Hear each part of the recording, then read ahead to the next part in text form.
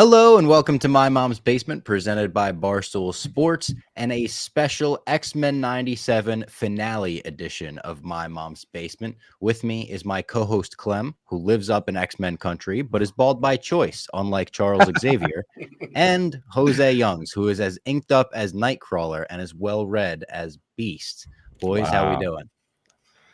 I loved that introduction so much. I really thought about it. I That's going on my gravestone. Special for X-Men, yeah. That's going on my gravestone. As well spoken as Nightcrawler and Beast. Shit, you already used that one on Jose. I can't. That was good. That was electric. I mean, shout out Jose coming on, because Bob, you're like, I'm going to try to get Jose on. And I said, I was thinking the same thing after we watched the finale of the season. I said, yeah, we probably should have waited till this for Jose to come on, because I have a lot of questions going on, and I'm sure a lot of the listeners do too. And you kind of broke some of it down for us on Twitter and DMs, but there's a whole lot we can talk about on the pod. Yeah, I'm gonna do my best. Like, I thought it was necessary. It's 43 minutes or whatever. When you saw the runtime, I pretty much knew immediately, like, this is gonna be we're gonna ask Jose to come on. And I don't know about you guys, but those 43 minutes, it felt like a 22-minute episode because so much happens in 43 minutes. Like, it was over, and I was like, what? I have to wait like a year? Like, I was. It's funny you say that, because I'm with you, and I was talking to other people about this. I feel like they're just burning through like some classic source material. Dude, you have no idea. But there is, I guess, so much over the years, but I feel like they're taking the top shelf right now. Like, I guess they're not like, oh, we're going to do 100 seasons of the X-Men cartoon. But at the same point, like, I'd be down for it if they keep up this quality. Yeah. It seems like they're taking multiple arcs at once and kind of running them simultaneously, but like interweaving a lot of, because some characters aren't in certain arcs in the comic book. Some characters are not even introduced in the show. Some characters aren't in. It's like a whole. They're taking like it's like a kid playing with action figures. Like, oh, I don't have a Kitty Pryde action figure, but I have Jubilee, and then they just smash them together. It's a lot of fun. We were texting about it before, and I said to you the fact that, and you were saying, like, I was going back and the chaotic stories and the, weaving in and out of different comics and whatnot the X-Men used to have. I said the fact that they're making it coherent, and Clem made the same point when we talked about this. He's made the same point throughout the season. The fact that they're making it streamlined and is that a bad word? And I don't mean a bad streamlined. I mean, like, they're making it coherent and easy to understand. Something like the Cable story, which Clem has mentioned, stuff that at the end of this season with Bastion and Prime Sentinels and people turning into humans and weird telekinetic stuff between Charles and Magneto, it all works. Like, this finale had so much hype behind it. The season was perfect leading up to it, where we were all kind of like, are they going to throw a perfect game? I feel like it even exceeded those expectations. Like 7 minutes into it, they just throw every character and love from Marvel at you. They're like, oh, by the way, the universe is, full of superheroes now. And I think they did a fantastic job of sticking to the 97 theme, because a lot of the characters that popped up were really popular in 1997. Like, they could throw like Submariner out there just because he's like, popular now, or they could throw a lot of the Avengers at you because they're popular now, but they weren't in 1997. They pretty much went through the yearbook and they're like most popular, and they just kind of sprinkled them in. And I thought if I could make a list of like all the popular ones from the late 90s, they pretty much knocked it out of the park. And like they showed Captain America and Iron Man, and my friend was texting me this. I hadn't even thought about it, but in the 90s, the Avengers were not relevant whatsoever. I don't like, Clem, if you were reading Marvel comic books then, like, you couldn't pay me to read an Avengers comic book in the 90s. It was the worst thing that Marvel was doing. It was like X-Men, SpiderMan, Daredevil, Ghost Rider, like, those were king, and then the Avengers were like D tier. So the fact that they showed all these heroes fighting crime, and they showed Captain America and Iron Man just kind of standing there watching, I was like, oh, sticking with the theme of the late 90s. The Avengers are just doing nothing. I say, like, any like Iron Man comic books or like Avenger stuff was like stuff that was like free, or I have like a 100% version of it that I felt like I had to have. Iron Man was like a clunky, just like, I don't give a fuck about this guy. Yep. And it's a testament to Robert Downey Jr. for making him, like, I remember going to the movie being like, he was he was awful in the comic books, but I'll see if this movie's bad. And then I left. I was like, holy shit. 100%. And again, I'm not going to do that. Was actually clutch, Bob. The fact that those two guys were in the room, so neither of them could take all the blame for shooting down the asteroid, because all the Cap guys would be blaming Iron Man and vice versa. But Cap had like things on his head, like just labels all around. And again, the cool shit was, like you said, X-Men, Ghost Rider, Spidey, obviously, a lot of DC stuff at the time. Yeah, DC was king in the 90s. Yeah. This episode was awesome, though. Tolerance's Extinction, Part 3. And I want to go back now. I've watched it twice. I want to go back and watch Part 1, 2, and 3, like in succession, see if it works as almost an animated movie. For you guys, Clem, I'll start with you. Did it exceed your expectations like it did for me? The finale or the entire Just the finale? Just the finale for now. We'll get to the season later. I guess it did. Like, I was like, let's just land the plane. And they're like, oh no, like, we're going to land the plane. And guess what? We're in Tahiti. We're not even going back to, you don't have to work. You guys are off another week. You guys get to party. And like, I think that's kind of what this last episode was. It's like all the little Easter eggs. There's so much shit you could dig into. And then I said to you, I texted you before, I was like, I want to rewatch the whole season and kind of just be like, I imagine those first few episodes seem so like carefree, because it's like pre-Genosha, post-Genosha are two separate seasons in themselves.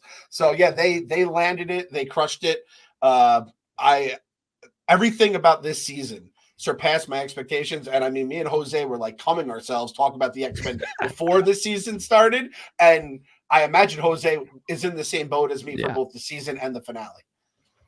10 out of 10 across the board. I think it was risky using a lot of the arcs they did simultaneously and interweaving and making us care. I thought them introducing like the Madeline Pryor clone thing like right out of the gate, I was like, oh, 90s fans are gonna have PTSD from this. But then they quickly kind of interwove it like right into the story, like pretty seamlessly. I thought the 45-minute finale was perfect because it planted the seeds of 3 not major arcs, but 3 very fun arcs that season 2 will basically have 3 storylines going simultaneously. And they're 3 fun. They're not in the pantheon of X-Men storylines. They're probably not on the Mount Rushmore, but they're all fondly remembered. So I think they knocked it out of the park in that aspect. And there was a lot of Easter eggs for both X-Men comic and movie fans that I haven't rewatched it yet, but I would pause and rewind and be like, wait, did I see that? Did I see that? And it was a start and stop episode just because I was so into it. I had to do the same thing, and let's get into it because there's a lot to recap. It begins with a like flashback, quote unquote flashback of Charles and Eric at a bar in college, revealing their mutant powers to one another and like kind of being like, oh yeah, mutants, like they should do this and mutants should do that. If I were a mutant, I would do this. And it's like Charles kind of tells him with telekinetic abilities, hey dude, we're both mutants and I move metal. And I want to use that as a meme right away when he just pauses for a second. He goes, metal. Like that's great in my mom's basement. But then it's revealed that this is Charles doing almost an Inception-like thing with Eric, and like even the visual of the water crashing reminded me of Inception a little bit. Yeah, like this is very cool, very like dramatic, obviously for the finale of a soap opera-esque cartoon. And then it's revealed that he grabs onto Magneto, and he's like, I don't even know what to call it. He's using his energy to reverse the ability, which happened in the comic. And then Bo DeMeo like tweeted, it's another one of those things where they pretty much created it panel for panel. And it was like, you know, most directors would feel a little weird with you telling them what shots to do. But he was like, the X-Men 97 directors love to recreating this shit panel for panel. And we get every cameo in the world at this point. You see the Silver Samurai, you see Iron Man and Captain America, you see Daredevil, you see Doctor Strange doing some surgery, you see Black Panther, the Dora Milaje with him, you see Omega Red, Crimson Dynamo, Dark Star, you see Psylocke with Alpha Flight, you see Cloak and Dagger. It was such a like awesome way of showing you how big this cartoon universe could get. Was it gratuitous? Maybe. It didn't feel gratuitous to me, though. It just felt awesome. The cameo part, what that did, is it came in the MCU room and it just took some Febreze and then it's like the last few years, guys. Like, don't worry about all these characters when you saw from them and all the other characters in the MCU. This shit is like, it just felt good. Just like they look like the comic book characters, obviously, because it's a cartoon. And they also, it just like helps just to be able just to lump people in and you can be like, oh, that's Omega Red without having to squint or figure it out. It just made everything so much easier. I know Jose was probably going crazy about like, I don't know much about them, but the Daredevil Cloak and Dagger, people were freaking the fuck out. Like, I don't know anything about Cloak or Dagger. And I feel like that's probably someone that is like near and dear to Jose's heart. Cloak and Dagger are kind of like a Spider-Man offshoot that they were kind of introduced in that world. And then they became so popular that they got their own show. They actually had I want to say, what did ABC Family become?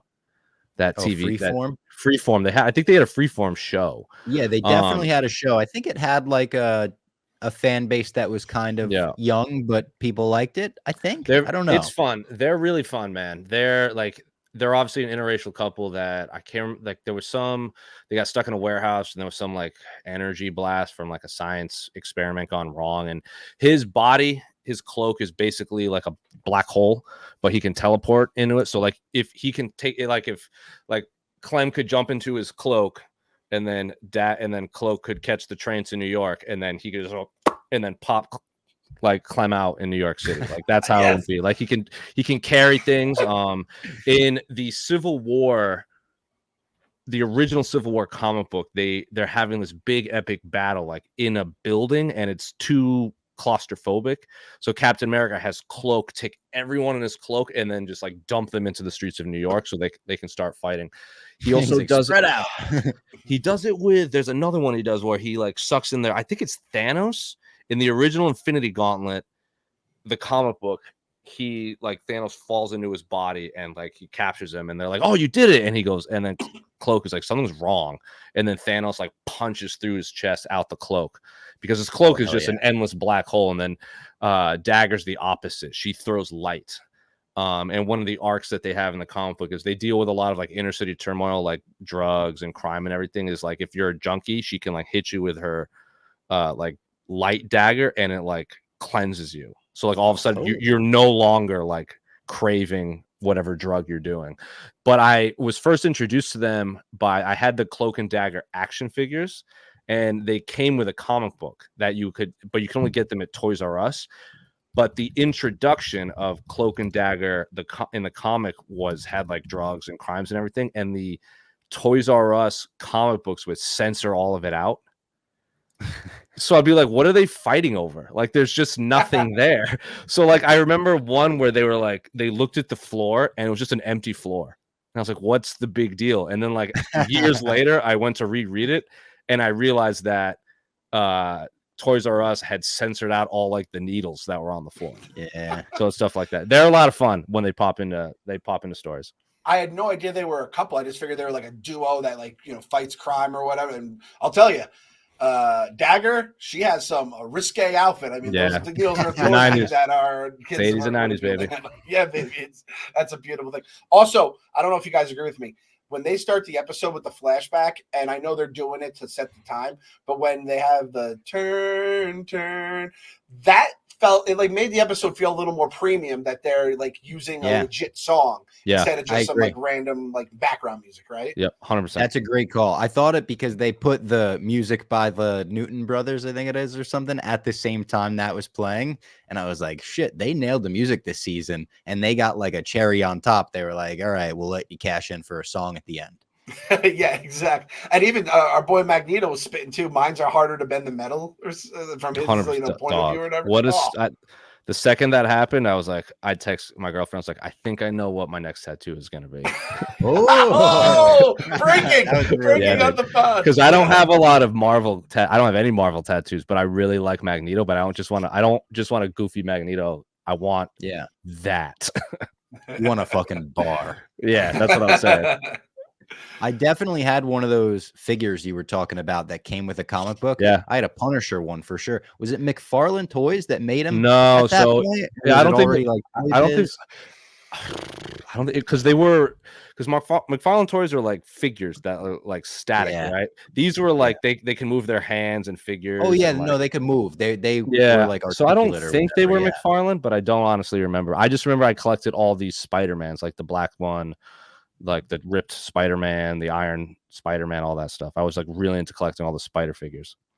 I had a Punisher phase. Like a bunch of kids in my school had a Punisher phase, and like everyone goes first to a and Punisher second phase. grade, we were just like the Punishers, the man. We all bought Punisher T-shirts, Punisher action figures. I think the Punisher video game had also just come out, which is one gory game. You can torture people in pretty horrific ways. I think your Punisher phase is around the time your Pyro phase starts. It's like those parts of your hormones are going into your body as a young you start boy. burning ants with a magnifying glass. Yeah, all that. And you're like, this dude kills villains. He's cool, even though the Punisher was introduced to, and he was hired by Jackal to kill Spider-Man. People forget about that. That was Punisher's introduction. It's a great cover. I remember that. It's like a iconic yellow background on the cover, right? And it has the scope with Spider-Man in the middle of it. Yeah, it's an iconic cover. All right, then we get to Bastion on the ground. He's got Forge, Storm, Beast, Morph, all of them captive with Sentinels. They have a line where I think it's Forge says it to Bastion. He says, like, get your filthy paws off her. Yeah. Was that a Planet of the Apes? Like, 100%. Get your damn dirty ape? Was that a little I would imagine so. Has to be, right? Has to be. My brain is so broken. I was thinking of Troy McClure. Get your hands off her, you dirty ape. When with the Planet of the Apes, the warrior's like, he can talk. Can you play the piano anymore? Of course you can. Well, I couldn't before. Dr. Zay is a great one. Someone reposted that recently, and I watched it for the first time. Oh my god, I was cracking up. Absolutely glad. Iconic. I mean, and that's the same time as X-Men. You just had X-Men on Saturdays, Simpsons on Sundays. Fox is just churning out fucking gold every single day. Unbelievable. He tortures and gloats over Cable with Mr. Sinister, and then goes back on his word with Sinister, where he was like, I'll give you Cable or whatever. Then he's like, no, we got to kill Cable. He's just going to keep coming back and trying to get in the way of our future. Jean Grey then comes back with the Phoenix Force, and Cable had a good line where he's like, you should see what time has to say about my mom. And just the way he said it in his fucking like badass voice was so funny. She releases all the Prime Sentinels. She fucks everyone up with the Phoenix Force for a second at least. Rips the youth straight from Mr. Sinister. That's one ugly dude when he's completely revealed. Oh my god, he's got like a Megamind shaped head. He's all warded, and he goes up to Morph and he's like, show me what I look like. And Morph fucking changes his face into it like a mirror. Oh, that was such a good scene. Clem? Morph's lucky he didn't get canceled. I'll go shaming. That's like, I feel like the next thing that's going to become a real problem here. I love that. That will be season 2. Morph will be on trial for appropriating. 100%. Exactly. You're like, what the fuck, dude? You can't be doing that. I mean, since the first episode of the first season, I was waiting for Morph. Like, Morph getting his revenge on Sinister. He's not going to be the guy who's going to, like, kill Mr. Sinister, but at least, like, make him cry. And Morph made him cry. That feels good. The guy who, like, made you an undead, like, monster, make him cry. I think he's even now in the scorecards. By God, that's the Phoenix's music. I think we were all thinking the same thing when she came there. And they've been hinting at this thing about if it had broken right, I'd be in that picture, or I would have been an X-Men. We're getting Bastion as an X-Men in some timeline. I'm calling it right now. I don't know if it's season 2, season 3. Jose doesn't agree, so I'm gonna go off that stance. I'm retract. But it's like they just keep hinting at it. Maybe it's like it's like an absolute point where he never would be an X-Men, but it does feel like they've hinted at that so many times. His mom was just kind of a bitch. And by the way, Cable hitting him with the dead mom joke, like, where's your mom? What the fuck was that, Cable? Crazy. That was bananas. That was over the line. It was a finale level, like, dig, though. You know, they saved us for the finale. That's a WrestleMania level, like, zing. Like, we're at WrestleMania, anything goes. The whole crowd went, oh. And then Bastion rises up. This is a fucking theme throughout the episode. How many times does Bastion get defeated and the X-Men high five and they're like, we did it? And then Bastion rises up and you're like, oh my God, guys, make sure he stopped breathing. Make sure you defeated him. He beats Cable with his own arm, like Buzz Lightyear when he loses his arm. And then he uses the arm to evolve or power up wings, fucking, different version of him now. He's now stronger, obviously. Let me ask you this, Jose. The wings he gets. My first thought was those wings kind of look like Onslaught. We're hearing a lot about Onslaught. Is there any way to retcon what Onslaught is No. to make the next version of Bastion him? Or no, not you at can't. Because Onslaught is Onslaught is Professor X shuts down Magneto's mind and his kind of absorbs him into his own, and then Magneto's evil thoughts kind of creep into the back of Professor X's mind. So Onslaught is a psionic entity with the minds of both Magneto and Professor X. Yeah. So it's like it's the most good and most evil and like the two most powerful ones. Bastion's wings reminded me of Archangel's wings. Because Archangel is obviously one of Apocalypse, is the horseman of death, I believe. That's what it looks like to me. I don't, if they do, because I thought for sure we were on the route to Onslaught. It doesn't seem like that's the immediate bad guy right now. If they retcon it, it would be strange. That would be a strange decision because you would need to do the Professor X Magneto thing and have him like plug in somehow. Something like that, because you also Yeah. can't have Onslaught without Franklin Richards. Like that's also a big part, which is like Mr. Fantastic, Invisible Girl's son. So it's like we're on the way, but it's like step one. Like the seeds have been planted.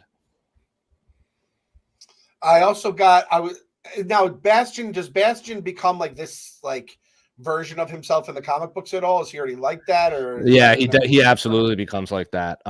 He does. Yeah, like it seems like every time Bastion shows up, he's like more evolved and more evolved and more evolved.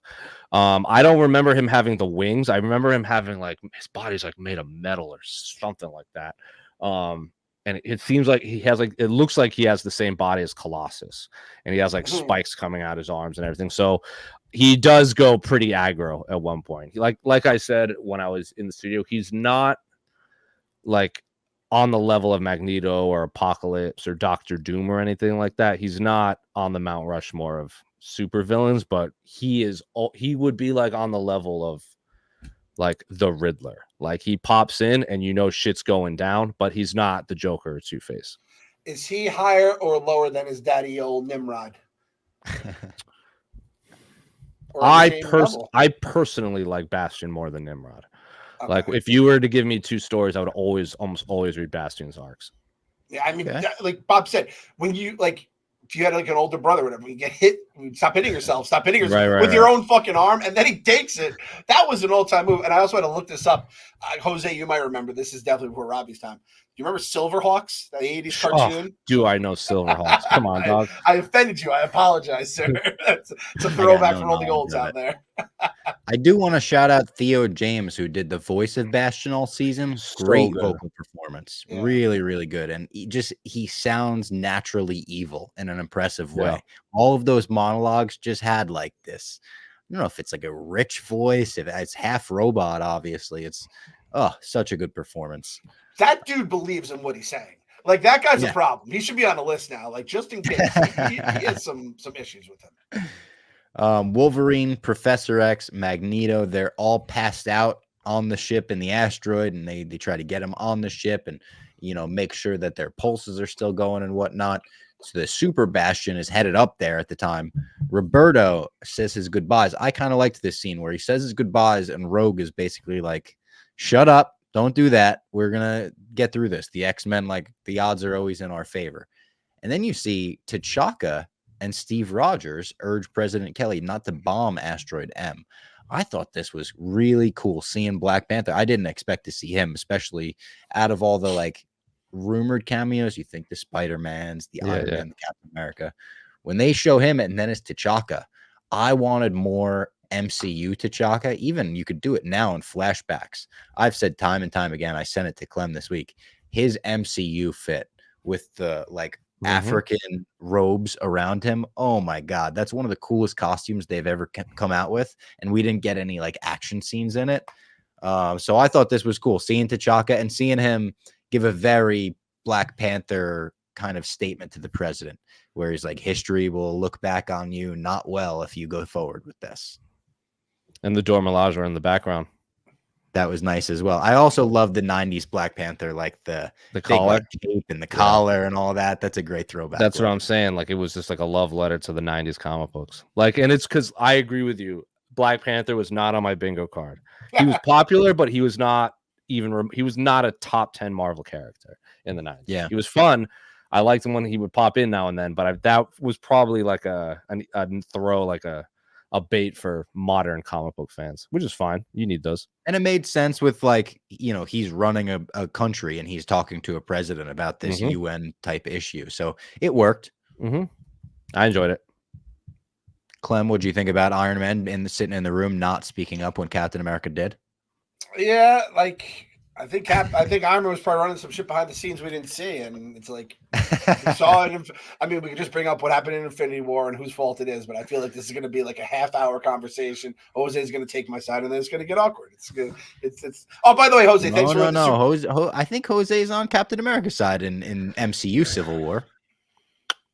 Civil War is Is that the Captain America movie? Yes, I haven't seen it. Oh fuck. All right, we'll have to get your thoughts. There's on a lot of backstory. Captain America is right. I'll explain later. In Civil War, the comic book, I am very pro Captain America. Like, the comic book, Iron Man was basically the bad guy. In the movies, Captain America didn't tell Iron Man that his best friend killed Iron Man's mom and dad, and he knew about it the whole time. That's a bit of a bummer. Yeah. All right. That's a bit of a bummer. That was his friend, and you know what? It wasn't him. It was the Winter Soldier. It was his friend, Bob. Listen, we'll if I kill someone's mom and dad, you can rat me out. I'm a fucking scumbag. Okay. What if it's not you? What if you turned into a Prime Sentinel and you're still a scumbag? Still a scumbag. I would stick up for you. I would be like, that wasn't my guy. That's actually a great point. These Prime Sentinel folks are going to have some. I've been thinking so much about that. Did you see? Speaking of, did you see Carol Danvers as a Sentinel? No. When they were showing all the Prime Sentinels, and they like lingered on this like blonde woman, and I was like, that's very clearly Captain Marvel. And I like rewound it and paused. It's definitely her. Like, it has like the blue thing and everything. Because Carol Danvers was in one episode of X-Men, the original run. That's right. That's how Rogue gets her flight and super strength, same as the comic book. When she touches it for too long and absorbs those powers permanently. But so Carol Danvers, Captain Marvel, was Prime Sentinel. How many Prime Sentinels did the X-Men kill when they were being attacked? Like, Wolverine was slicing and dicing. That was just like Mary and Joe from down the block. Like, that's a tough break for the ones that were in the close vicinity of the X-Men. The ones in like California or something were probably fine. I mean, that's like 10 minutes from my house. Like, oh, my favorite restaurant closed. Well, because the owners were Prime Sentinels and Wolverine has their body parts. I mean, you might be like in trouble. Like, you would be the one that would probably be able to make it to the mansion quick. Yeah. Well, you have to get this Airbnb taken care of. We've submitted our thing to Airbnb. We have to go stay our night, the three of us. Yeah. Rogue, in an awesome heroic moment, fucks Bastion up, just beats the brakes off of him for a while, and she has this line where she's like, Gambit, that was his name, remember it. Boom, fucking starts hitting him. He eventually reverses. He's choking her. He rises up. They're like almost like in space and stuff. I think they are in space. Sunspot comes in to save the day. Even one day after using his powers, he's like finally doing it. Nightcrawler, Jubilee, Cyclops attack him next. They mess him up. Another moment where they like basically beat him. They think they got it, and they're like, woohoo! And then he comes back. Scott had a very dad fighting at his daughter's softball game line. He was like, you'll never hurt my family again. Yeah. That really made me laugh. And then he get dummied 2 seconds later. Like 2 seconds later, completely thrown against the wall. It's like, oh man. That's Cyclops' bread and butter, man. Get real aggro, blast someone with laser vision, and then get punched really hard.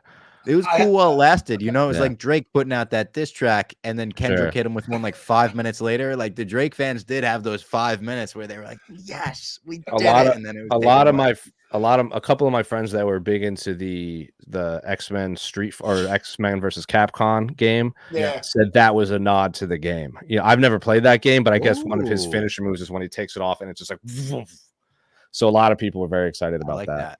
You know, I never got into that game Me neither. because I was never into any of the Capcom characters. So, Same. like, I wanted it to just be Marvel versus Marvel. And maybe you were able to do that in the game, but when I watched, like, the pre-roll at the arcade that they would play before you put a coin in, I'd always be like, I don't care about, like, Sailor Moon or whoever. I liked it a lot. It's just at that point, it was too much special moves. Like if I played someone on the arcade game, I just get worked. But it was perfect. I have a Ryu figure right there, so I'm a huge Street Fighter guy, and then obviously X-Men. So I just get Wolverine, and you just claw the fuck out of people with Wolverine. So I loved it. Only time I played, I ran train with Juggernaut. That was Juggernaut. my guy. Oh, nice. I believe they have an X-Men 97 cabinet. Someone tweeted at me. They have the That's updated badass. version. So I was like, that. Don't you think they should launch like the X-Men side scroller, but just with the 97 cast? Like 100%. I would buy Absolutely. 100%. And you do the you make Mojo the villain, the main villain for it. Yes, there we go. Yeah, that'd be so awesome. We would love that. I also love they had the slow version, like the church version I put of the X-Men song. Like they were kind of like, I had a note about that too. It was like operatic or something. It reminded me of and especially when they go for at the end, when they're all kind of committed to making a sacrifice, it reminded me of the opera version of the score that plays at the end of The Dark Knight Rises, when Batman's making his sacrifice and he's flying out over the ocean and everything, or the bay, whatever it is. Bastion hits Jubilee with a pretty good 4th of July joke when he's like, what are you going to hit me with the 4th of July? But then she does hit him with the 4th of July. I think he probably regretted it. And he turns into like a zombie robot, which is pretty fucking creepy, and gets the metal ranking for the week. That was pretty metal when he fucking whips his head back up and his jaws swinging every which way. I gotta say, Jubilee, I apologize. I didn't realize it's your game or whatever. Did she have that in her bag? Jubilee, I think it's not a complaint because she's a kid, but young Jubilee was like very much like the quirky sidekick that would just kind of get in trouble, and then Wolverine would have to save her and this and that. I was, especially at the end, well, I'm sure we're going to get to it, when all the X-Men get ready to fight and she puts her sunglasses down and it's like cracked. Broken, I was like, oh, this is the Jubilee that I've been screaming for like 5, 6, like since this show started, after the Mojo episode. I'm like, oh, just let her go off. Just let her go off, because she has it in her, and I want to see her get her flowers, and this episode nailed it. It was awesome. Like the 90s Jubilee one from the original show, that was like, oh, she's a kid just like me. She could be a mutant. And now they're just like, yeah, fuck you, kid. Well, now we're all grown up. So they're like, we're going to make Jubilee grow up. She fucking rules in Generation X, the comic book, which is like the teenage X-Men. She is such a good character, and I'm glad now she's kind of back in the zeitgeist of X-Men, because she wasn't really well utilized, especially in the late 2000s. Good. And I mean, let's be honest, Sunspot kind of sucks, so we could hate him and his family, and she can now be like a whole new character.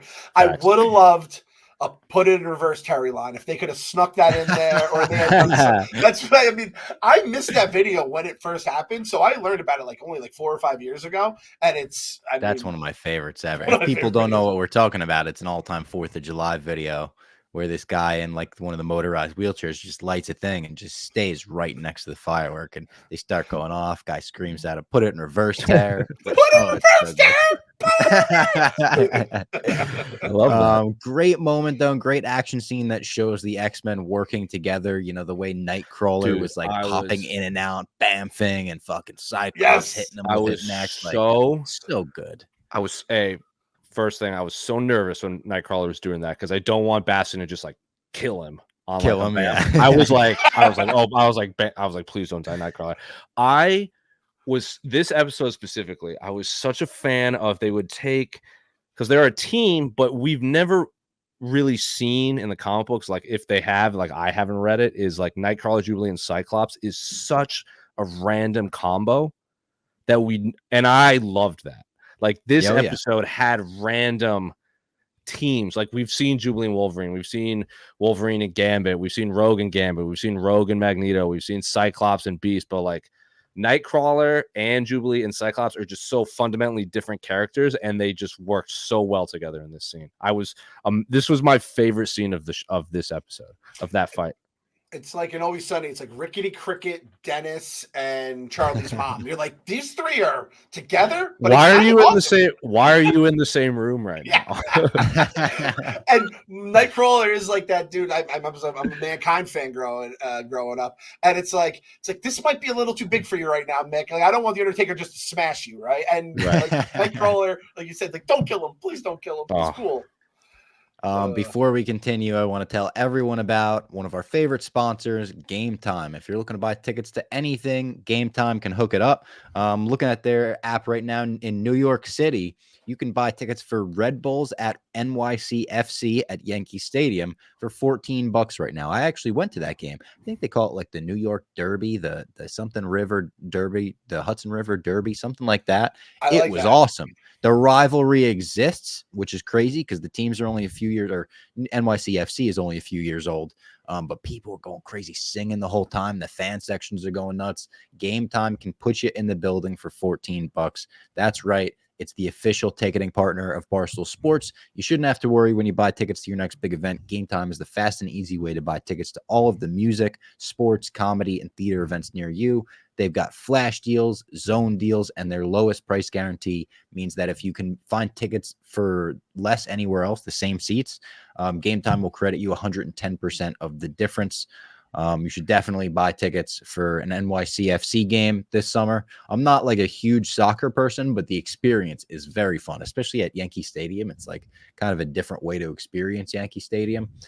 Take the guesswork out of buying tickets with Game Time. Download the Game Time app, create an account, and use code MMB for $20 off your first purchase. Terms apply. Download the Game Time app today. Last minute tickets, lowest price guaranteed. All right. And then at this point, we get a Return of the Jedi moment, which I loved. The Sentinel comes flying down, and you're like, oh, another Sentinel or whatever. And then it stomps on Bastion. And Beast is in the Sentinel. And it's like, oh, Chewbacca's in the ATST. Such a great moment. And Beast drops like a funny line about being a Trojan horse or something. And then he just keeps pushing down, and Bastion just keeps pushing up. And it's an unstoppable force and an immovable object. There's no, movement being made either way. So Cyclops is like, fuck it, let's embrace the future. Let's offer him a gig. Let's see if he wants to join the fam. And in a very, again, kind of Return of the Jedi, you take this super bad guy and you're like, maybe there's some light in him. Maybe let's, again, they say embrace the future. But bombs just hit the asteroid and he escapes. I don't think he was going to join anyway, though. Nah. No way. My whole theory of this has been squashed like Jose was in the Sentinel and squashed that theory, basically. If there's someone out there that knows that Bastion becomes a good guy, let me know, because I've never read it. But it might be out there, because X-Men is long and chaotic, and for all we know, he's a good guy now. I don't want him to be a good guy because he's such a cocksucker. But I wouldn't mind seeing like a universe where it's like little Sebby. He's just like happy, and he's not even like doesn't have his powers or something. But that's fuck him. He's persona non grata. Rebuke. I'm pretty sure we rebuked him at some point in this season. So fuck him. That's so funny. That's so funny. The asteroid starts exploding when the bombs hit it, heading for Earth. And they start working together for a plan to save the day. The plan pretty much being, we have to make sure we destroy this asteroid. Like if everyone works together, destroys the asteroid, maybe that'll save the day. At some point in this chaos, Morph also turns into Mr. Fantastic for just like a quick second. And when I watched it the first time, I didn't see Morph turn into him because, again, it's like a blink and you miss it cameo. I just saw Mr. Fantastic helping out and then kept watching and no one was acknowledging it. And I was like, maybe a minute passed and I was like, all right, I'm going to have to go back and see what happened there because why is nobody acknowledging Reed Richards on the asteroid right now? But no, that was another one where, like the Hulk one, it didn't feel gratuitous, even though like on paper you might think it is. It just is such a cool way to expand this universe. He also turned into Sauron, which is a pterodactyl type villain from the X-Men world that lives in the Savage Land. It can drain your life force with his touch, and he can create an army of like dinosaur creatures. He's like Professor X's colleague, and he names himself after the Lord of the Rings villain, when Gotta when be honest. it's crazy. He I gets don't like bit. Lord of the Rings, but it's pretty metal. He gets bit by like a mutant pterodactyl and like turns into a pterodactyl, and then when he like absorbs your life force, he gets stronger. But if he absorbs like mutant life force, he becomes like this mutated. It is a very metal thing. And there's a very funny. There's a very fun. I can't remember. He's a scientist and he's friends with Professor X. But it's a very funny panel. And this, I think it might be SpiderMan. He's like, you could cure cancer, but all you want to do is create an army of dinosaurs. He's like, yeah, and I'll do it again. And he like flies away. I've seen that. Yeah, I think I've seen that before. Yeah, I love that. He's a goofy character. He's the main bad guy when after Avengers disassembled in the early 2000s. I want to say 2003, and then they do New Avengers. They have to go to the Savage Land, and Sauron is like their first bad guy. Wow, that's a big moment for him. It seems like. I think he might be in the arcade game too. I feel like you fight him at some point, right? 100%. Yeah. I didn't realize he took the name because that's always like it's like why the fuck did they use the name? Because obviously it's a Lord of the Rings. I love that he took it because of the Lord of the Rings character.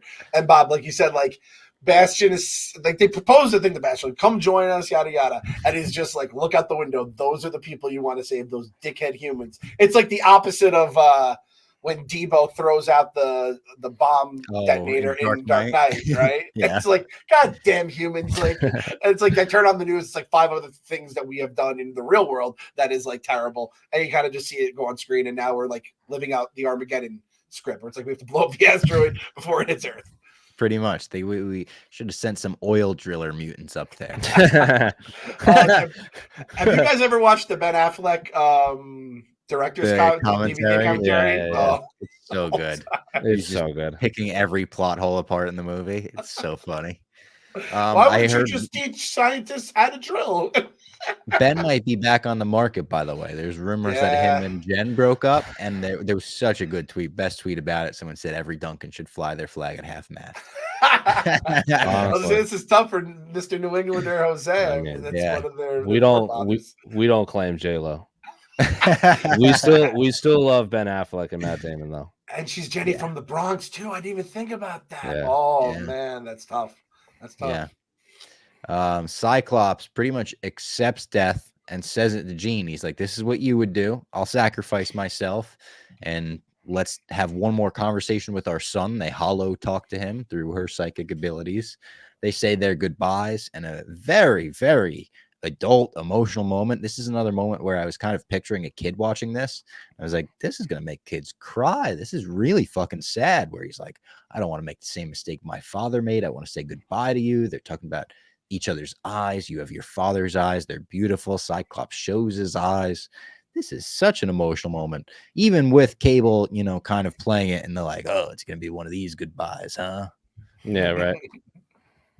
I mean, Cable was great this season. He was weaved in perfectly. He was, and I am a self-proclaimed. I'm not a big Cable fan in the comic books. I don't like anything Rob Liefeld has created.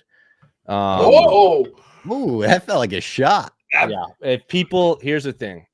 There are some people that have been following my comic book like journey online for like a while, and it's him and Todd McFarlane are like persona non grata to me. I've done full videos of when I used to work at Ranker, I did a full video on why Rob Liefeld is a turd, and I stand by that.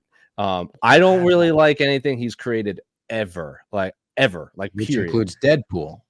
I'm not a big Deadpool guy, but I understand why he's popular. He's just never been my thing. I don't like Cable. I don't like Shatterstar. I don't like any of these like goofy characters. They're just too 90s for me. Even in the 90s, they were too 90s. Yeah, they were very 90s. They were like extreme extreme, but it started with an X. I'm like, move on, my guy. They're like the very foil covers. Yeah. So I just wasn't a fan, but I wasn't a fan of the character, but I love his lore and I love all the stories he's involved in. I just don't like his. It might just be because it's Rob Liefeld and I don't like Rob Liefeld. But Cable ruled in this. Ruled quite a bit. That's interesting for me to learn. Like the Jose legend grows. Like he's got some enemies. Bring it on, man. I'm with you, Jose, because like I didn't like Cable back then, and I said it. I've been going into Infinity War. Thanos, like space cosmic Marvel, was too much for me to handle. I did not like the way that they were I don't know if he was even. I got by like the third page. I'm like, all right, this is too much. This is too heady for me. And obviously, he's like my favorite character in the MCU now. And Cable is kind of like the much lesser version of that. This one was much more easier to consume, and like I'm kind of interested to see what happens with him. You know, in the many different forms we're getting him in. We'll get to it. We will get to it. So this part, I want you to also explain to some people, Jose, because the asteroid continues going down. Charles and Magneto in their like dreamlike world are drowning. You see the water crashing in and stuff. Morph turns into Jean Grey and confesses his love to Wolverine, which Bo DeMeo has been on Twitter. He's like, yep, that is the moment where Morph is confessing his love. Another person had a great tweet about this where they were like, yeah, X-Men is a soap opera where he's confessing his love to Wolverine, but Wolverine loves Jean, but Jean loves Scott, but Scott loves Madeline, and Madeline was Jean. And it's literally like this is explaining a soap opera to someone. Nightcrawler saying a prayer. And you also see Peter Parker, Mary Jane, and Flash Thompson all watching this on the news together. And everyone's rejoicing about this on Twitter. Oh my God. Peter Parker found Mary Jane after all these years. Jose, why is this such a big Bro, I text so many people about this. This has been a cliffhanger for like 30 years. You don't, it's unbelievable. Like, I can't even describe how crazy this is. Like, the end of the Spider-Man run is essentially how the Spider-Verse was created. It's the original Spider-Verse. Like, you've seen that photo I've showed both of you guys where it's like all the Spider-Man talking. Mary Jane, like, she is kind of stands in for Gwen Stacy in the show where Norman Osborn like throws her off the ledge of like a bridge or a building or something, and she falls through like an interdimensional time vortex or something and is like lost in time. So Peter Parker's like, I have to get Mary Jane. And of course, like at some point, Mary Jane became like Hydro Girl and her body like disintegrated with water and mud. And then it was like, it's very stupid. But she falls into this time vortex and Peter Parker has to like figure it out. And at one point, like he goes into like our world and meets Stan Lee. Like it's Spider-Man talking to Stan Lee, and Stan Lee voices it. And he's like, well, you have to go find her and this and that. And then he like goes to find Mary Jane, and then it never came back. Like it never picked up. So the fact that they showed this Peter Parker and that Mary Jane in those outfits in this universe was such a jaw-dropping moment to me. It was...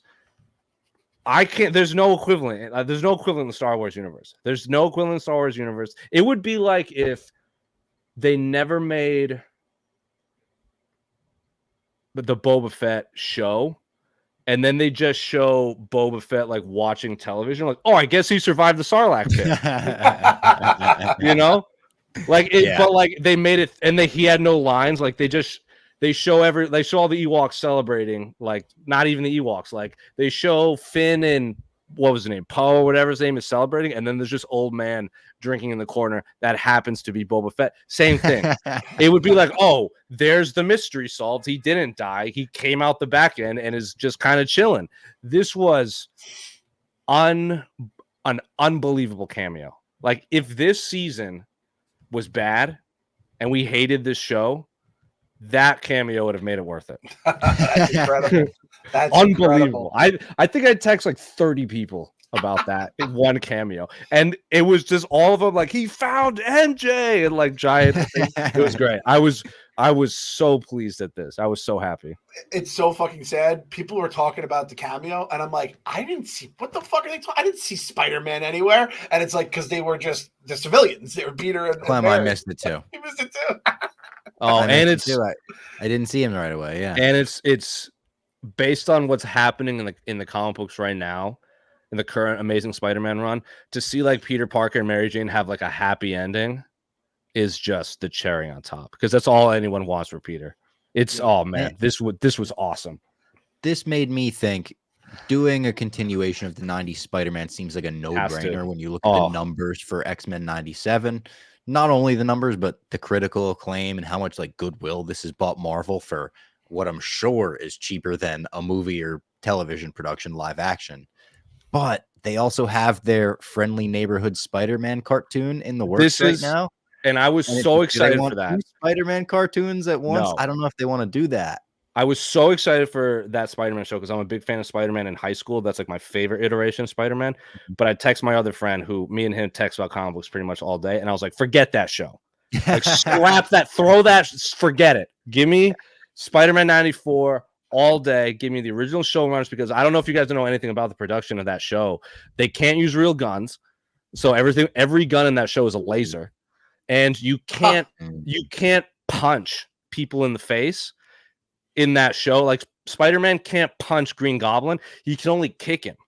So like everything is rule. Like, I know, but it's a rule from like the because it's supposed to be a kids show. So all the policemen have like laser guns. Even the Bold might have had a weird rule. That was a kid show like that too. But like all of the police have like laser guns, and like when Spider-Man has to fight like Mysterio, he does like a triple backflip and kicks him in the face. It's great. And I love it. And I remember some of the animators, they made I don't know the terminology for it, but sometimes it like slows down because the frame rate of their animation was too fast for the technology at the time. Yeah. So everything, it's like all of a sudden weirdly slow motion. Keep all of that. Keep all of it. I don't want punches to the face. I don't want real bullets. I want lasers and stupid quips from Spider-Man. I'm here for all of it. Forget the other Spider-Man stuff. Just give me that all day. In the X-Men, Magneto wakes up, of course, at the last second to save the day. He sends the asteroid back to space, and then it blows up and vanishes, and almost like the sprinkled dust falls from it. Bishop approaches Forge about finding the X-Men. It kind of does it tell us there was a time jump, or just imply there's a time jump? Does it tell us? Like 6 months later? I think it was 6-7 months later. That's what later. Maybe I imagine that, but in my mind, it's like several months later. I feel like it said something like that. Yeah. But Bishop comes to Forge and he's like, "We got to find the X-Men. They're out there." And you could tell Forge is a fucking wall lined up with a lot of names and cameos. That wall is an homage to the Days of Future Past comic cover, right? Which is the greatest comic book in X-Men history. So good. And similar with all the yellow slashes with the writing on it. And it's funny because if you remember the original X-Men run, Bishop works with Forge in the future. So this Forge doesn't know that yet. So that's why Bishop was kind of joking around with him. He's like, "I literally work with you every day. But like you're the younger version of my colleague." So this was great. I paused it, and it was like a Scarlet Witch off-world. I wrote it down because I text you like right when it was Scarlet Witch, Colossus, Dust for whatever reason, which is a very new like 2005 character. I don't even know Dust. Yeah, basically just Sandman, but like a Middle Eastern woman. Very cool character. But like a weird. I don't know why she was in this. She's not that big. Archangel, Magic, which I was very excited for. Iceman, Havoc, which is Cyclops' brother. Exodus, Quicksilver, Shadowcat. We finally get Kitty Pryde and Emma Frost, who eventually leads the X-Men in the future. Let's go. Clem, big Emma Frost person. Yeah. I don't believe that was such a cool tease, though. That was good stuff. Because the people, I don't know if you guys, maybe Clem, you might have seen it because it was obviously way back in the day, was the pilot for the original X-Men animated show. I believe it's called Pride of X-Men, and Kitty Pryde is like the main story behind it. And then they just never used her in the show. So I'm happy she's back. Everything about Kitty Pryde, I know her. I know people love her. She just never really entered my world. I think I saw the show and then she just disappeared. Like I feel like we just like passed each other in the night, and we just. I feel like she's a very big deal, right? Her and Colossus are an item, and actually a really beloved item, and she is the one. So Days of Future Past, when the X-Men from the future sends Kitty Pryde to the past to like save the day. She's like the main. Days of Future Past it's probably between that and Dark Phoenix saga, like the two famous ones from that time. And she is basically the main catalyst for Days of Future Past. So she's a very integral character. And I don't know if you're still reading it, Robbie, but she becomes a kind of a big character in Ultimate Spider-Man. She dates Peter Parker for a long while, and it's actually a really fun. I was a big fan of their relationship, and then she quits the X-Men and joins like Peter. She goes to Peter Parker's high school, and They have like a little teenage superhero crime fighting thing with Human Torch and Iceman, and it's a lot of fun. We're going to talk a little Days of Future Past next week as well. The movie where they do give a little Kitty Pryde intro. They don't make her like she's not the main character of the movie, but they do pay a little homage with the intro being Kitty Pryde. I have seen that. Walls with Sentinels. And shit. I have seen that one. I've seen every X-Men movie. Days of Future really good. I like. I think that one and X2 are good. First Class is really good. Days of Future Past is good, but the Days of Future Past comic book is so interesting because she goes back in time and goes into her kid body while she's in the danger room. And she's just like, but it's so interesting because she's like, Colossus, you're alive, because in her time, like, he's dead or something like that. So it's a lot of fun. I'm gonna give myself a pat on the back because I'm watching that scene and I'm like, that's the Day of the Future Past. Like, they're living that time being put together. And I didn't hear everyone else mention it. I didn't see anything. I'm like, come on, guys, it's right fucking there. I'm sure a million people caught it. So I'm happy that and I said it too. Like, I know Iceman was in the original animated series. Mm-hmm. I loved Iceman. I loved his toy, and I would love to have him around. His toy was great. Came with the slide thing. Yeah, right? Like the ice slide. Yeah, it was great. He is so there's like classifications for mutants, like levels 1 through 5 for like power, and then there's Omega level mutant, which is an Iceman. Iceman, yeah, people that can affect like molecular structure or affect reality. So Iceman is a Omega level superhero and a little too powerful. Wow. Yeah, he's a little overpowered sometimes because he can freeze water. Yeah. Is his personality? Like, I always thought he was like an all right guy. Is he kind of a prick in the comic book? Because I think they made him a prick in the cartoon. He's a bro. He's just like a broy kid. His parents don't want him or like don't believe that he's immune. Oddly enough, in the early 2000s, it came out that he was gay the whole time. It's divisive, not in the sense that he was gay, because like it's the X-Men, so it's like, who cares? But like the way it was weird. Like, it was, stop me if you've heard this one before. The X-Men went through the time portal and they met like their younger selves, and Bobby Drake from like the past came out to, it's either Jean Grey or Kitty, and then like teenage Bobby came out, and then I think it was Jean Grey was like, Bobby, you're gay, and like the modern day, and he's just like, who told you? And he's like, you did, but like your younger self told me. So it was like, that was very silly, but it was like, in the end of the day, no one cared. He was also, I think, he might have been one of the only X-Men that got to keep his powers in House of M too. That was also an interesting time. Oh, interesting. Also, there is that one shot of Rogue on like a boat. So that's in the background. You could see Scarlet Witch and Quicksilver and Polaris, who is another X-Men. She has the same powers. She has the same powers as Magneto. She can control magnet. She's like magnetic and control metal. She was in, that famous giant size X-Men with all of them running through. Yep. It's like the introduction of Colossus and Storm and Wolverine. So that story is they go to Krakoa and the X-Men disappear, which is why they have to recruit the new X-Men. Polaris is part of that team that disappeared with Havoc because they're an item. But I think the original arc was like Magneto was like, I'm your father, weirdly enough, but then it turns out he wasn't. And then she dies and comes. It's like she dies, comes back to life. She's with Havoc. I think Iceman liked her too. She wasn't that big of a character. Like, she was cool, but she wasn't like, she's not on the same level as Rogue, Scarlet Witch, or Quicksilver. And Bishop tells Forge it's not about where the X-Men are, it's about when the X-Men are. And then they show us Rogue is with Nightcrawler, Beast, Professor X, and Magneto in 3000 BC in what looks like maybe like Egypt or something. Yeah, that's Egypt. Yep. They meet En Sabah Nur. Who is En Sabah Nur? That is the original birth name of Apocalypse.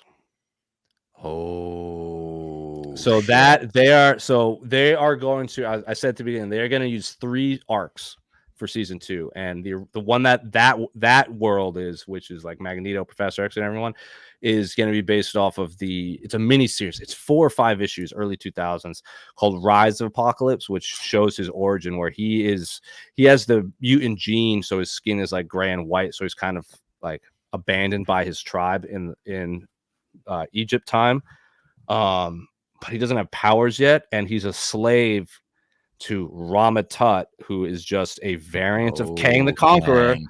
Kang the Conqueror, because Kang the Conqueror came back in time and blah, blah. You guys know, we've gone over this. He knows what Apocalypse is going to be, what Ebon Sur is going to become. So he like tries to get him and stuff. He stumped, and then stop me if you heard this one. This slave stumbles upon a cave, and there's celestial technology in there. So he uses it to kind of OP himself, like power up, and then he takes over and becomes he literally names himself Apocalypse, because his mutant powers is like he controls molecular structure. Like he can go big, he can get small, he can get like hard as a rock, he can go through walls, he's immortal. And then from there, Apocalypse basically does like he fights Asgardian Thor in like the year 1600 BC. There's a weird storyline where he fights Dracula a bunch, so it's like Dracula versus Apocalypse, which sounds crazy, but it's a lot of fun because first is Vlad the Impaler and then Dracula. He creates Mr. Sinister. He teams up with Van Helsing to fight Dracula, if I remember correctly. A lot of vampire shit. Wow. He fights the High Evolutionary from the Guardians of the Galaxy movie, because High Evolutionary wants to like wipe out a bunch of like a bunch of living people, deems unworthy, and Apocalypse like that will unbalance life, just like Thanos said it. There's this really cool story called Acts of Vengeance where all of the supervillains like trade like heroes to fight, like they team up and they're like, well, you can't beat Spider-Man, so I'll try to beat Spider-Man. And they win, like the superheroes. But the problem is they're supervillains and they don't get along. So like they just need a coach. Yeah.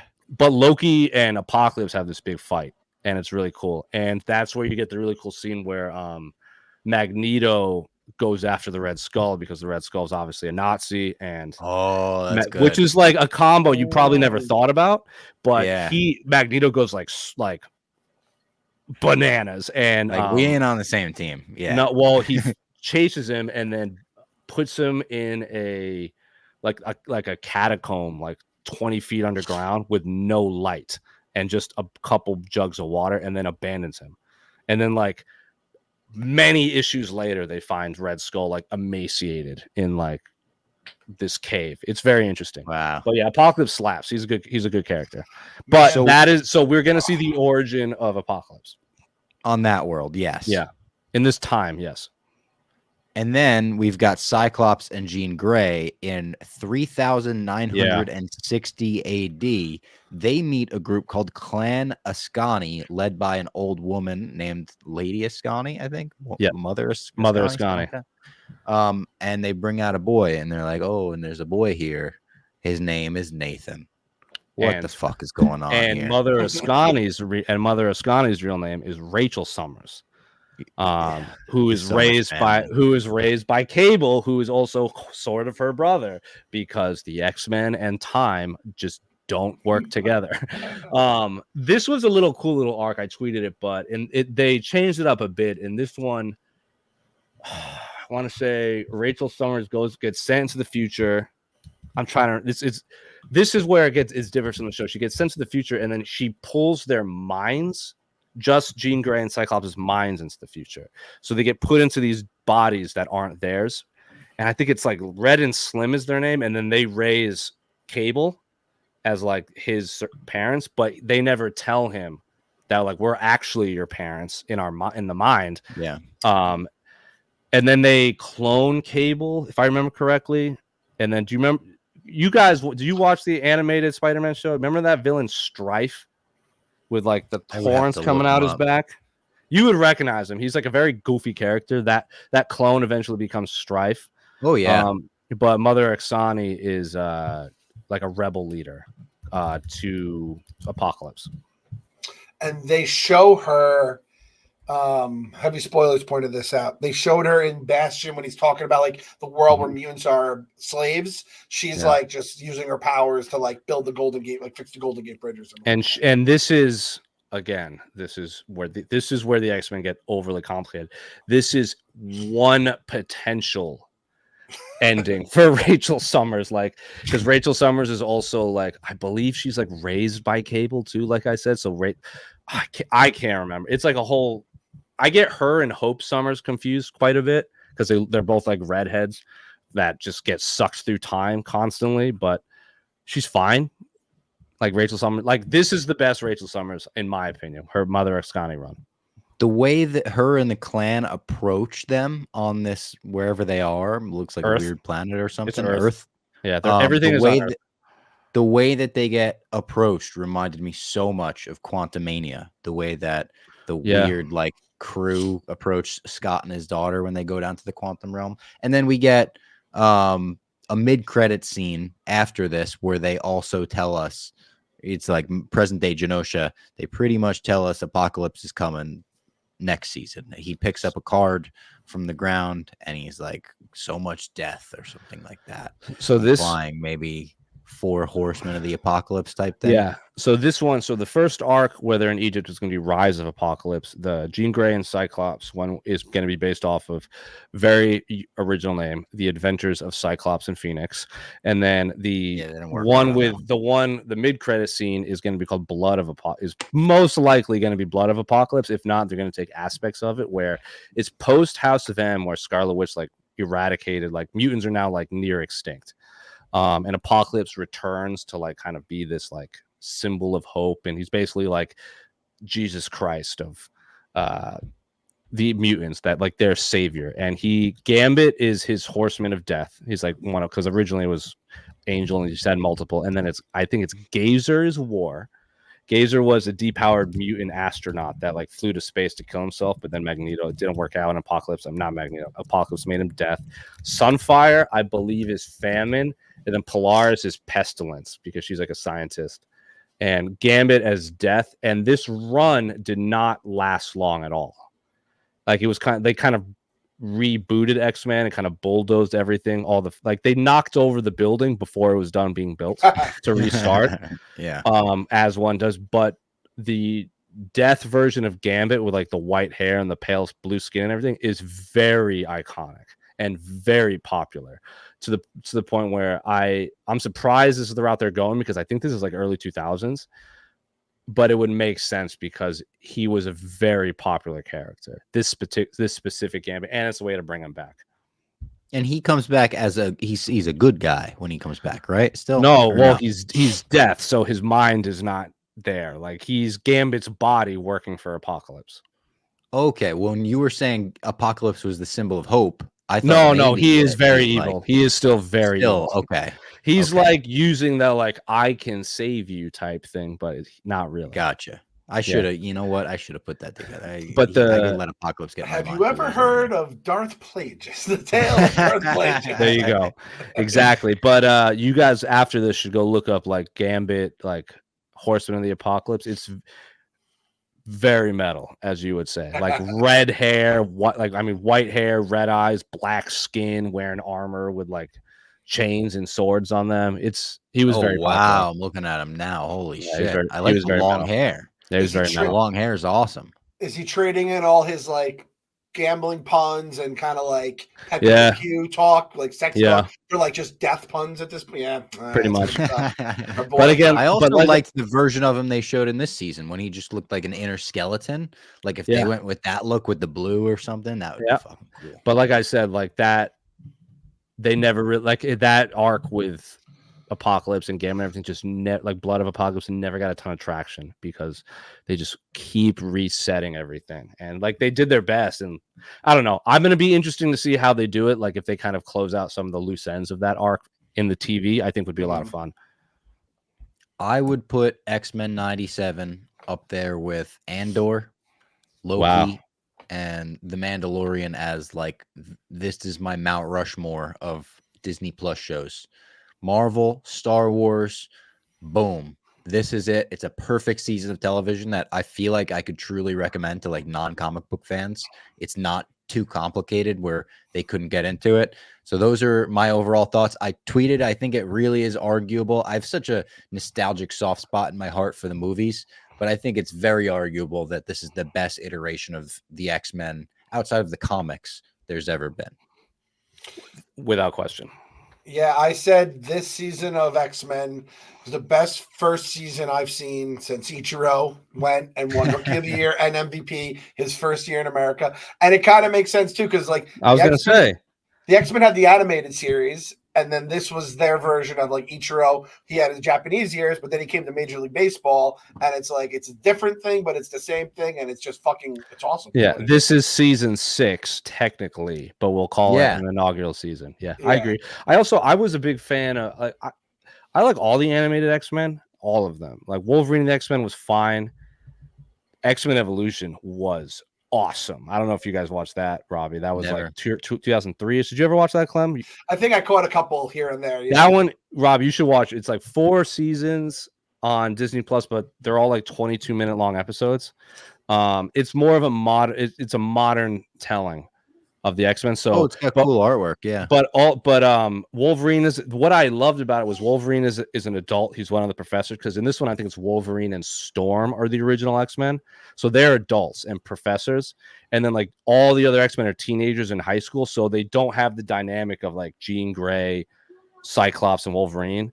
It's very and then they used a lot of the scenes from Buffy the Vampire Slayer and just animated it for the show. Oh, like the action stuff, like almost like, is it rotoscoping? Is that what something like that? Same as like they go to a school dance and it's basically just the dance from Buffy the Vampire Slayer. Wow, that's funny. And this is where so similar to, you know who what X you've seen Logan, the movie? Of course, yeah. X-23 was created in X-Men Evolution, similar to Harley Quinn in Batman the Animated Series. Wow, X-23 did not, and because she was so popular that they just wrote her into the comic book. So when you guys are all done watching the X-Men movies and you're all done with X-Men 97, you guys should really get a look at X-Men Evolution. I think that is one notch below, but fantastic nonetheless. Check it out. Yeah, especially because I gotta wait a year for this shit to come back at least. The timing of it happening in 2003, it must have taken some inspiration from the movies as well. Even without you telling me like Logan was the older one, like that makes a little sense too. All the suits are like black and white and yellow, like leathery. When I'm looking at it, the suits are very like it looks like it could fit in that universe. They did like Nightcrawler was a kid who had like a hologram thing to make his skin normal, so he go to high school, and Spike, who could shoot spikes out of his arms, was great. Magneto was terrifying. They had a Captain America episode where Captain America like it's a flashback to like Wolverine and Captain America in the war. That sounds sweet. It's I really like that show. It's a notch below 90. I feel like I haven't even really heard much about it. It's probably because Captain America says some problematic shit about people. He's a guy from the 40s. I don't know. But you guys should watch it. I had a lot of the action figures too. I had all of the action figures from X-Men Evolution. You guys should give it a shot. Everyone listening, if you're fiending for X-Men 97 stories, I tweeted out some required reading for next season, but then you should fill your time with X-Men Evolution because it is quite fun. I'm retweeting that tweet out right now because I saw that the other night, but it was like I saw it at like 11 at night. I'm like, I got to do this in the morning when people are awake. And all the listeners, make sure you watch Days of Future Past before next week in our journey to Deadpool and Wolverine. We're watching. When does that come out? Most of the good ones. July 26th. I finally saw the trailer for like the first real time because I went to see the Planet of the Apes movie, and I was like, well, I guess we're watching this trailer right now. Man, did you think it looked pretty sick? It looks like a wild time. Yeah, that looks like a wild time. Like I think it's gonna be wild. I can't wait to see the popcorn bucket. Apparently, we're going to see it very soon. Ryan Reynolds said that at D23, or there's some con going on right now, and everyone's promised it's quote unquote designed by Deadpool himself, which means it's going to be like fuckable. that was not to go off on a tangent. That was the Doctor Strange portal at the end, right? Yes. Wow. So there's a lot of speculation. Wow. our favorite theory, at least my favorite theory, is that it leads to the final battle in Endgame, and they're they gonna just like hop in and see it and be like, never mind, and hop back out. That's great. That would be pretty. Or that would be top notch. maybe they're there, and people are saying, imagine you could put him there, put him in the background, and then re-release Endgame 6 months from now, where you just have them in a background CG shot for 2 seconds, and you call it the Deadpool cut, and that's the whole joke. That's so funny. That's good. Oh, I love that. Jose, thank you for coming back on for the finale, breaking everything down for us. I feel like you like imported Prime Sentinel knowledge into our brain. I do my best, man. And I want to say, like, every time I'm on your show, my DMs get flooded with people being like, look at all these books I bought after listening to you, Robbie and Clem. Keep it up, man. I keep them coming. I love all the books, the pictures of the books you guys send me. It means you're buy comic books. It means Robbie and Clem are doing their job. This podcast is great and it's very important. And I'm glad everyone's reading comic books because you get this guy to talk to Portnoy. Let him know how important we are. Yeah, I'll talk. Hey, I'll make a deal. I'll talk to Portnoy. You talk to Dana White for me. There we go, Rob. You're on it. We can make that happen. Clem, do we have a hashtag for this week? Did you think of one? I mean, I don't know. I was like, remember when was just Professor Young's taking us to school? That's basically what it is. How about hashtag Bastion Bastard? Oh, what'd you call him? Oh, you called him a cocksucker, which is so funny to me. We can't hashtag. I know, but people to hashtag cocksucker. Clem calling Bastion a cocksucker is going to live rent free in my head for years. I'm going to see if that has not been used as a hashtag at least, because sometimes some of my hashtags are whoa, that one went dark. Those hashtags, yeah, we don't. That's funny. But hashtag Bastion Bastard for this week, yeah, and we will see you next week for Days of Future Past.